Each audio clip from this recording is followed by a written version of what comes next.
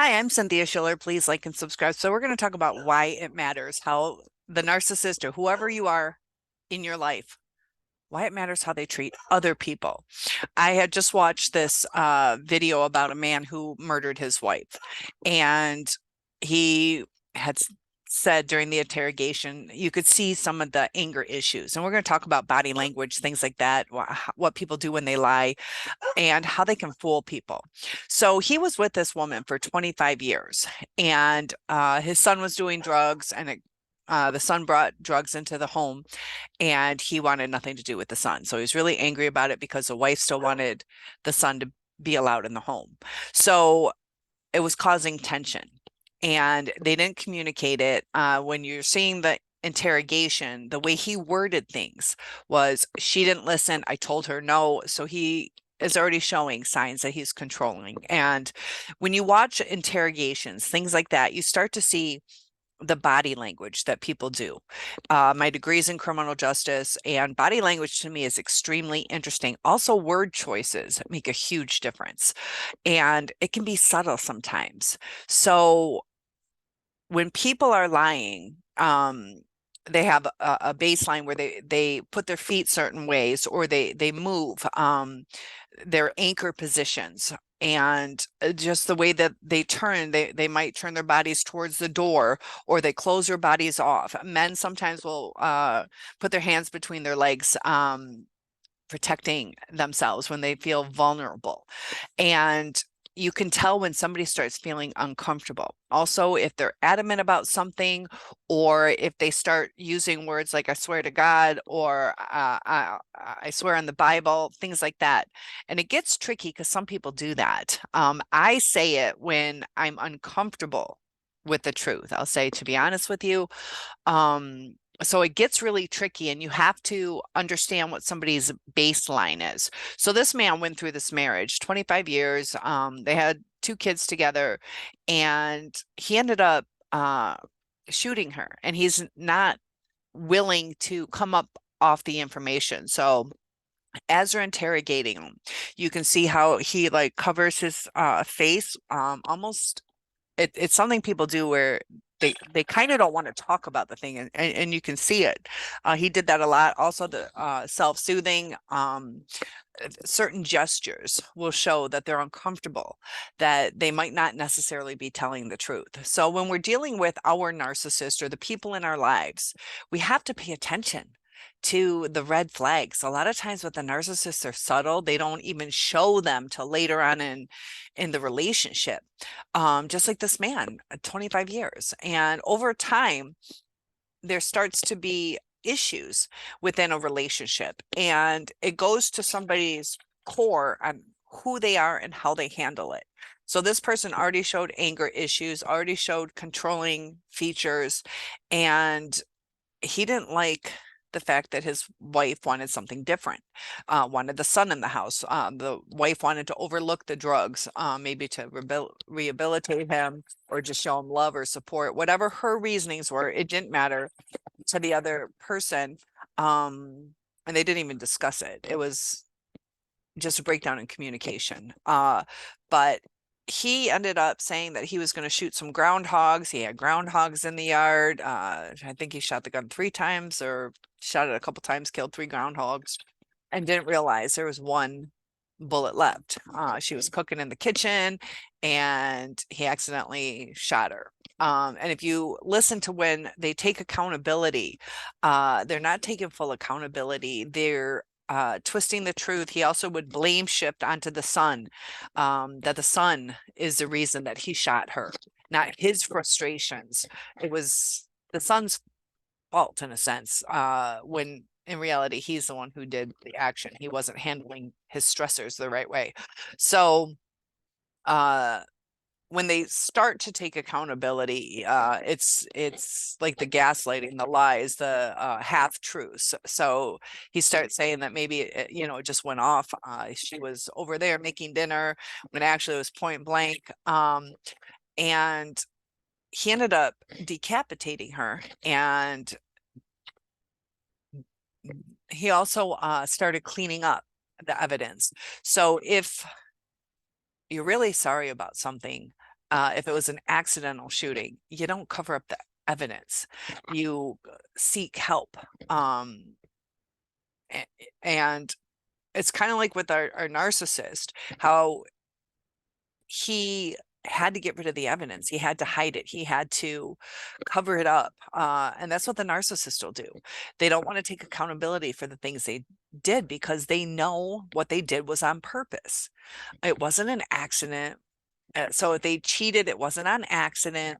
If they stole money, it wasn't on accident. They did these things on purpose, and they hide the truth about it because they know it's wrong. So things can turn really bad in certain relationships. The person's going to revert to who they are. This person said he had anger issues. He was on medication for it. So it's already red flags that this person could be violent.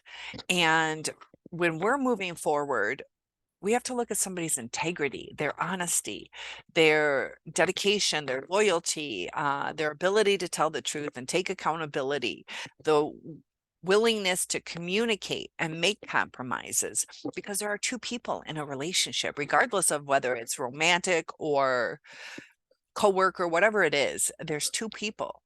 And the narcissist is only concerned about their way, not taking accountability, hiding things.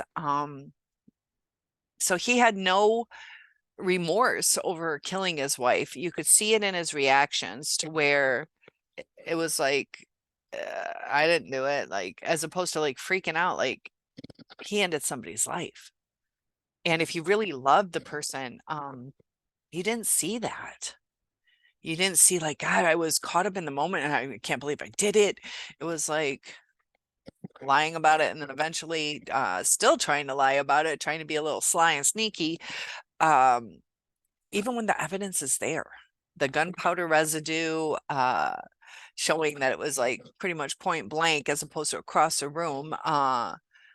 During traumatic events like that, sometimes we do black out on certain things. I'm a burn victim. I have told you guys in a couple videos that I blacked out. I don't remember it. I remember walking up to the barbecue, and then all of a sudden I'm in the front yard in a pink and white towel. There's a lapse of time that I don't remember, no matter how much I try to remember it. So sometimes traumatic events can block some of your memory, but it's interesting to see how they redirect. They're in the middle of this interrogation. He asks for a drink of water. It's because he's either stalling for time. Also, the breaths that people take, it is interesting. You ask them a question, all of a sudden, and then they answer. A lot of times they're processing something that they're thinking, how do I say this? What lie is going to make sense, or do I take the accountability? And when you're with somebody, to pay attention to the way they move their body. Are they fidgeting a lot? Are they having inappropriate smiles? He did that when he was talking about his wife, and they're in the middle of this like death conversation. He's like, oh yeah, I can't remember what it was. It was something, I don't know, she was snarky or something like that, in her personality or something like that. And the way that he would redirect or also overshare. Oversharing is a sign of lying a lot of times, that he would add to things that weren't even in the questioning. And that's a self-soothing technique, or a redirection, or a manipulation tactic. So we have to be really cautious that the person that we're with is a good person. Because that was a 25-year marriage with children. And, some of us are like, is it going to last? Is a narcissist going to stay with the new supply? Some relationships last a long time, 25 years, but sometimes they can turn so toxic. And be aware of somebody's violent tendencies, how much they drink, what kind of drugs they may or may not do, how safe you feel. A lot of us have felt uncomfortable in these relationships because something felt off. And we were trying to get back to our safe spot with our narcissist, because in the beginning, during that love bombing stage, they make us feel safe. They make us feel loved and cared about. But true, a true narcissist has really no regard for your needs, just like he didn't have any regards for um, her needs to see the sun. Maybe they could have talked about it and, came up with some solution. But the fact that people can shut down their emotions over anger. And there was another thing too about the accountability that we have for people. Like, why do we have the punishment that we have for criminals? And it was interesting, like, what was it?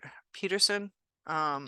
He was saying that I believe that's his name, but it was, if I shoot a family member of yours and you come back and shoot two of mine out of retaliation, then he's going to shoot four and then eight and then 32, and it just, everybody's hating everybody now because everybody's hurt. And the retaliation, so that's what the criminal justice system is trying to do, is trying to take away the need for the retaliation, where it's handled in an outside source. So we have to be careful too that we're not into the retaliation. That this part gets tricky because there is no court system that's going to help us get retaliation or get closure like the court systems do for criminals, because we were done wrong, but it's an emotional wronging. And the courts, unfortunately, don't do anything about that. They don't give a crap how it affects your mental state. And we have to find the closure and not needing that retaliation, because that's when we're giving in to becoming a narcissist ourselves, or handling things the wrong way. So we have to be strong enough. And that's hard to do. But I know a lot of you look up, karma and how to get back at your narcissist, because it's anger. There's anger, and we need to put that anger somewhere. And a healthier way to do it is to put that energy into bettering yourself instead of taking someone down, because we're hurt and we have to take a step back and use that energy in a positive way.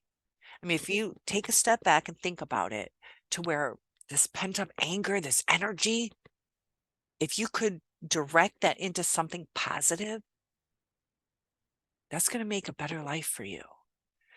Putting that anger onto the narcissist who did you wrong isn't going to bring you happiness, especially if if you're still kind at heart. You're hurt, but you're still kind at heart. I don't want anybody having guilt or criminal charges over certain things that we do because we got angry, we were wronged. That we maintain true to ourselves, because that's when we're going to have a better life.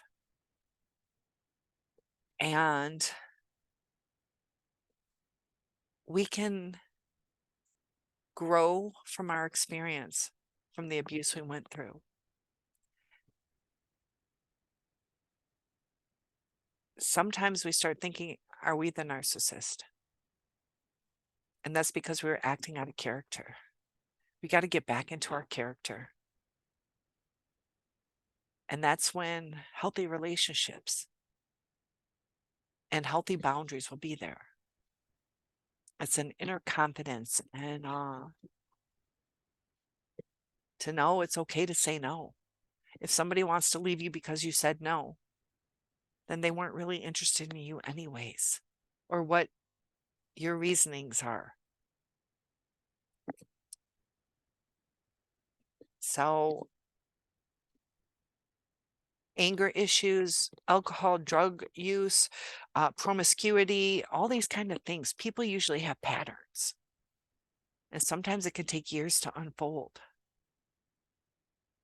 But pay attention to the red flags. People tell you who they are. They show you who they are. You can see how they get along with other people. There's road rage or anger or dismissiveness or not caring about family or laughing at a death or whatever things you see. Take those to heart. That's who the person is. And it's scary. All these, a lot of times narcissists or psychopaths, sociopaths have a higher tendency for crime because of that entitlement or the fact they think they can get away with everything. Surround yourself with the right kind of people. Keep yourself safe. Set up those boundaries. And that woman should have realized how toxic it was. And she was only like 44 years old. Does that add up? 25, yeah. So they were together since teenagers. And a lifelong with somebody, and they can turn on you. So if there are red flags, like I'm a religious person, I don't really believe in divorce, but you have to stay safe. It's not a life sentence. Marriage is an institution where two become one. And like I had mentioned about my dad who needed a leg amputation. If he kept that toxic leg, he would have died from it. And sometimes you have to take out what's killing you because the narcissist is killing our soul. And some people start having these terrible thoughts or they get into such a depression that they don't want to continue living. And don't sacrifice your life. Don't sacrifice your inner happiness for somebody who doesn't care. I know it's hard, but pay attention to red flags. You deserve to be safe and you deserve to be happy. Most of all, you deserve to be loved. And the first person where that love really matters is you. Love yourself and others will love you too. I'll see you soon. Topic requests are always welcome. I know it's hard, but it does get better. Have a good day.